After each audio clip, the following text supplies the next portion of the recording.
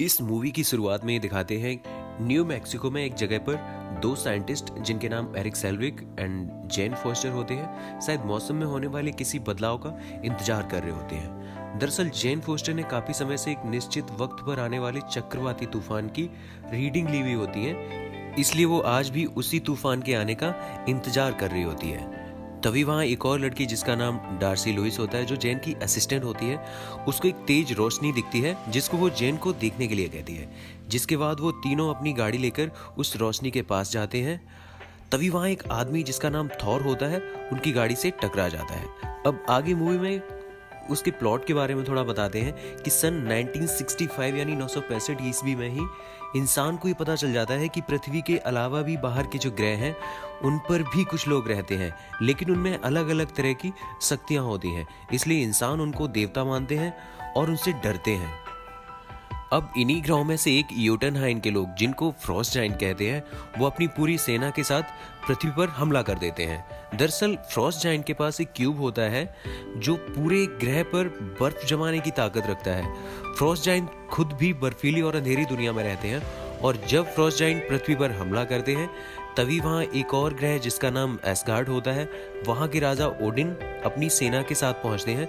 अब इंसान और एस्गार्ड की सेना मिलकर फ्रॉस्ट जाइंट के बीच बहुत लड़ाई होती है और आखिर में फ्रॉस्ट जाइंट और उनकी सेना और उनके राजा लोफी हार जाते हैं और उनको वापस योटनहाइन जाना पड़ता है।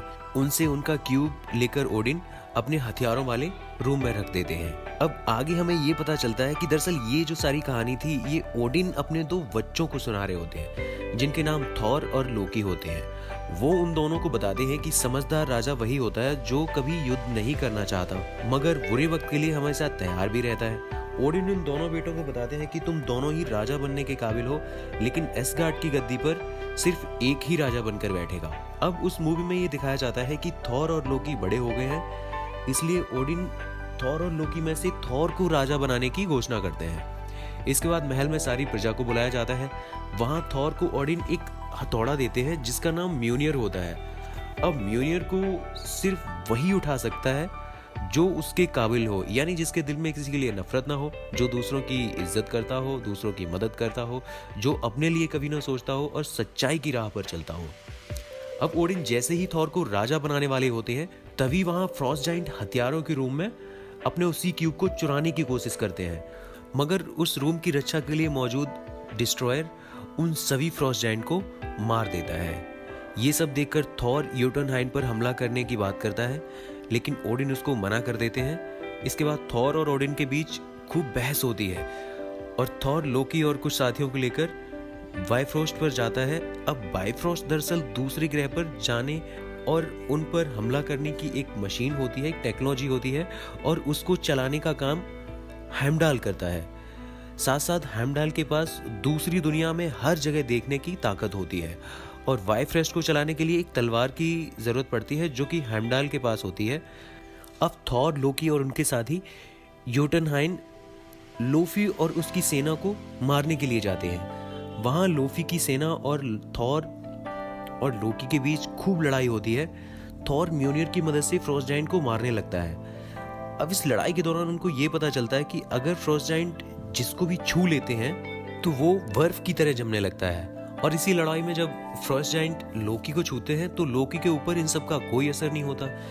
इधर जब लड़ते लड़ते सभी फ्रॉस्ट जाइंट से घिर जाते हैं तभी वहां ओडिन पहुंचते हैं और वो लोफी को कहते हैं कि एक लड़के की वजह से हम युद्ध नहीं कर सकते। इसके बाद वो थॉर, लोकी और उनके साथियों को वहां से वापस एस्गार्ड ले आते हैं, जिसकी वजह से थॉर और ओडिन के बीच फिर से बहस शुरू हो जाती है। इसके बाद ओडिन गुस्सा होकर थॉर से उसकी सारी शक्तियां वापस ले लेते हैं और उसको बाइफ्रोस्ट की सहायता से पृथ्वी पर भेज देते हैं। वो म्यूनियर को भी थॉर से लेकर पृथ्वी पर फेंकते हैं और उस म्यूनियर को सिर्फ अब वही उठा पाएगा जो उसके काबिल होगा। अब मूवी की शुरुआत में हमें जो रोशनी दरअसल दिखा दी जाती है वो वही रोशनी होती है जिससे थॉर को ओडिन ने पृथ्वी पर भेजा हुआ होता है। जेन और डॉक्टर एरिक सेल्विक उसी रोशनी का वेट वहां कर रहे होते हैं। जेन की गाड़ी से टक्कर लगने के बाद थॉर बेहोश हो जाता है, जिसके बाद जेन और डॉक्टर एरिक सेल्विक उसको हॉस्पिटल में एडमिट करा देते हैं। इधर जहां म्यूनियर गिरता है वहां पर बहुत बड़ा सा गड्ढा हो जाता है और उस गिरे हुए मीनियर को उठाने के लिए कुछ लोग वहां आते हैं और कोशिश करते हैं, लेकिन कोई भी उसे उठा नहीं पाता क्योंकि वो उसके काबिल नहीं होते। म्यूनियर के गिरने की जानकारी फिल कोल्सन को पता चलती है, जो कि सील का एजेंट होता है। कोल्सन वहां पहुंचकर म्यूनियर को अपने कब्जे में ले लेता है, मगर वो उसको उठा नहीं सकते। इधर थॉर हॉस्पिटल से भाग जाता है, मगर जेन उसको दोबारा ढूंढकर उससे उसके बारे में पूछते हैं। इधर जब ये सब पृथ्वी पर चल रहा होता है, वहीं एसगार्ड में थॉर के साथी और लोकी आपस में बातचीत करते हैं, जहां लोकी बताता है कि उसने ही योटनहाइम जाते समय कुछ सैनिकों को बता दिया था, जिसकी वजह से ओडिन को पता चल गया और जिससे उन सबकी जान बच सकी। अब इसके बाद लोकी वहां से हथियारों वाले रूम में जाता है और वहां रखे हुए फ्रॉस्ट जायंट के क्यूब को देख रहा होता है। तभी वहां ओडिन पहुंचते हैं और लोकी ओडिन से अपने बारे में पूछता है कि वो कौन है, जिस पर ओडिन उसे बताते हैं कि वह जब योटनहाइम में लोफी से जंग जीतते हैं तो वहां मंदिर में जाते हैं और मंदिर में उनको एक बच्चा यानी कि लोकी मिलता है। वो लोकी को अपने साथ लाते हैं और यह सोचकर उसकी परवरिश करते हैं कि बड़े होकर लोकी के द्वारा असगार्ड और योटनहाइम में शांति कायम की जा सके। ये कहते कहते ओडिन वहीं गिर जाते हैं और ओडिन स्लीप में चले जाते हैं, यानी ओडिन निद्रा में चले जाते हैं। अब यहाँ दरअसल ओडिन स्लीप का मतलब ये है कि ओडिन बेहोश हो जाते हैं, मगर वो सब कुछ देख सकते हैं और सुन भी सकते हैं। इसके बाद पृथ्वी पर फिल कोल्सन जेन फोस्टर के सारे इक्विपमेंट, कंप्यूटर नोट्स, सब कुछ वहां से अपने एजेंट की सहायता से उठवा लेता है, क्योंकि उसको ये पता चलता है कि वहाँ जेन इन सब चीज़ों की जांच कर रही है। इसके बाद मूवी में दिखाया जाता है कि इधर एसगार्ड में ओडिन स्लीप में जाने पर लोकी वहाँ का राजा बन जाता है। इधर थॉर के सभी साथी लोकी से थॉर को वापस असगार्ड बुलाने को कहते हैं, मगर लोकी मना कर देता है। इधर थॉर और जेन वहीं जाते हैं जहाँ पर थॉर का हथौड़ा यानी म्यूनियर होता है और अब वहाँ पर सील के एजेंट और आर्मी के जवानों से थॉर की लड़ाई हो जाती है, मगर वो उन सबको पीटकर म्यूनियर के पास पहुंचता है और उसे उठाने की कोशिश करता है, लेकिन वो उसे नहीं उठा पाता क्योंकि थॉर अभी भी म्यूनियर के काबिल नहीं होता और उसके अंदर उसकी अपनी ताकत का घमंड होता है। इसके बाद कोल्सन एजेंट बार्टन की सहायता से थॉर को पकड़ लेता है। अब यहाँ एजेंट बार्टन एक तीरंदाज होता है और वो भी सील्ड का ही एक एजेंट होता है। मूवी में आगे दिखाया जाता है कि थॉर के पकड़े जाने पर जेन वापस आकर डॉक्टर एरिक सेल्विक से थॉर को छुड़ाने के लिए कहती है। इधर कोल्सन थॉर को पकड़ने के बाद उसको किसी दूसरे देश का खुफिया एजेंट समझकर पूछताछ कर रहा होता है और इन सब के बाद लोकी थॉर से मिलने पृथ्वी पर आता है। वो थॉर को बताता है कि उसकी गलतियों की वजह से उसके यानी हमारे पिताजी अब इस दुनिया में नहीं है और उसको न चाहते हुए भी राजा बनना पड़ रहा है। पिता की मौत की खबर सुनकर थॉर बहुत परेशान होता है और अब उसे अपनी गलतियों का पछतावा होता है। वो लोकी से एसगार्ड लौटने की बात करता है, मगर लोकी उसको बताता है कि एसगार्ड और योटनहाइम के बीच युद्ध की संधि सिर्फ इस शर्त पर हुई है कि थॉर कभी भी एसगार्ड वापस नहीं आएगा। इसके बाद लोकी वहां पड़े म्यूनियर को उठाने की कोशिश भी करता है, मगर वो काबिल न होने की वजह से उसको नहीं उठा पाता और वहां से वापस असगार्ड लौट जाता है। इसके बाद थॉर को छुड़ाने के लिए डॉक्टर एरिक सेल्विक कोल्सन के पास जाते हैं और थॉर को छोड़ने के लिए कहते हैं, जिसके बाद कोल्सन थॉर को छोड़ देता है, मगर अपने कुछ एजेंट चुपचाप उन पर नजर रखने के लिए छोड़ देता है। वापस आकर थॉर जेन को अपने बारे में यानी एसगार्ड के बारे में सब कुछ बताता है। वो उसको ये भी बताता है कि उसके द्वारा बाहर की दुनिया पर की गई रिसर्च की सारी जानकारी, सारी थ्योरीज एकदम सही है। इधर लोकी एसगार्ड पर वापस आने के बाद योटनहाइम के राजा लोफी से मिलने जाता है।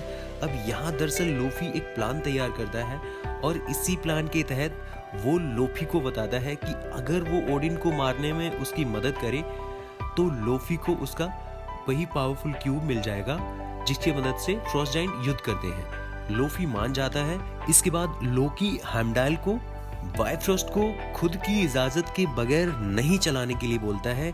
यहाँ हेमडाल को लोकी पर शक हो जाता है, जिसके बाद वो थॉर के साथियों को बुलाता है और उनको पृथ्वी पर भेज देता है। और जैसे ही लोकी को ये सारी बात पता चलती है, वो भी तुरंत डिस्ट्रॉयर को थॉर और उनके साथियों को मारने के लिए पृथ्वी पर भेज देता है।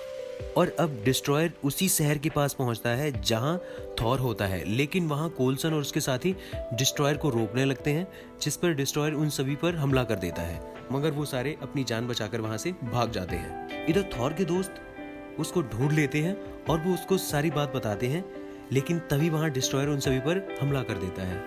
जिस पर थॉर अपनी परवाह न करते हुए वहां शहर के सारे लोगों को बचाता है। अब थॉर के दोस्त और डिस्ट्रॉयर के बीच लड़ाई होती है।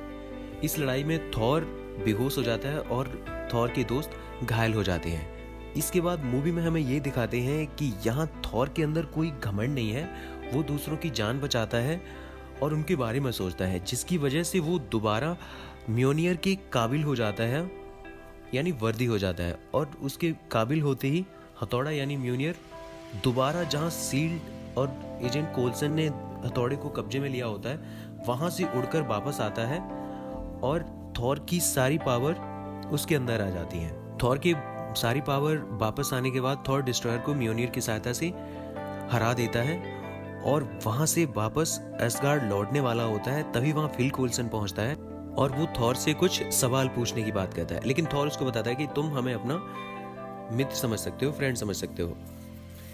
इसके बाद इधर जब पृथ्वी पर थॉर और डिस्ट्रॉयर के बीच लड़ाई चल रही होती है तब एस्गार्ड में लोकी हेमडाल को थॉर के साथियों को पृथ्वी पर भेजने की वजह से उससे मिलने आता है और लोफी के हथियार की मदद से उसको वहीं जमाकर बायफ्रॉस्ट के द्वारा लोफी को एस्गार्ड बुलाकर ओडिन स्लीप में चल रहे ओडिन पर हमला करवाता है। अब यहाँ दरअसल हमें लोकी का सारा प्लान पता चलता है, जिसके अकॉर्डिंग लोकी योटनहाइन के राजा लोफी के द्वारा ओडिन पर हमला करवाता है और वहां थॉर और उसकी मां फ्रीगा के सामने ही लोफी को मार देता है। अब फ्रीगा को ये सब देखकर योटनहाइन लोगों को अपना दुश्मन समझती है, जिस पर फ्रीगा के सामने लोकी योटनहाइन पर इन सभी बातों के लिए हमला करने का निश्चय करता है। इधर लोकी के द्वारा घायल हेमडाल किसी तरीके से अपने ऊपर जमी बर्फ को तोड़कर बायफ्रॉस्ट स्टार्ट करता है, जिससे थॉर और उसके साथी एस्गार्ड वापस लौट जाते हैं और वापस आकर थॉर अपनी मां फ्रीगा से मिलकर लोकी के बारे में सारा सच उनको बताता है।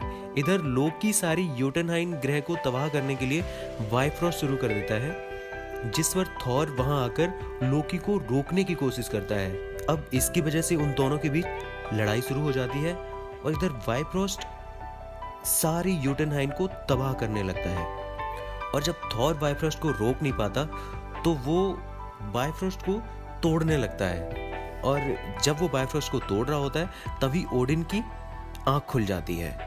थॉर म्योनियर की मदद से काफी कोशिश करने के बाद बायफ्रॉस्ट को तोड़ देता है। बायफ्रॉस्ट के टूटते ही थॉर और लोकी एक साथ वहां से नीचे गिरने लगते हैं, मगर तभी वहां ओडिन आकर उन दोनों को पकड़ लेते हैं। ओडिन के आते ही लोकी ओडिन को बताता है कि वो फ्रॉस्ट जायंट को मार सकता था, वो ये सारी चीजें कर सकता था जो थॉर नहीं कर सकता था, जिस पर ओडिन लोकी को उसके कामों के लिए गलत बताते हैं। इस सब की वजह से लोकी ओडिन से हाथ छुड़ाकर अंतरिक्ष में नीचे गिर जाता है और ये मूवी यहीं पर खत्म हो जाती है। अब इस मूवी के बाद लोकी का क्या हुआ, लोकी जिंदा बच जाता है या मर जाता है, इन सारे सवालों के जवाब आपको आगे की वीडियो में जरूर मिलेंगे। ये मूवी आपको कैसी लगी या इस मूवी से रिलेटेड आपका कोई सवाल है तो आप हमें कमेंट में जरूर बताएं। साथ ही साथ चैनल को लाइक, सब्सक्राइब और शेयर जरूर करें। मैं जल्दी ही आपसे अगली वीडियो मिलता हूं, तब तक thank you, all the best.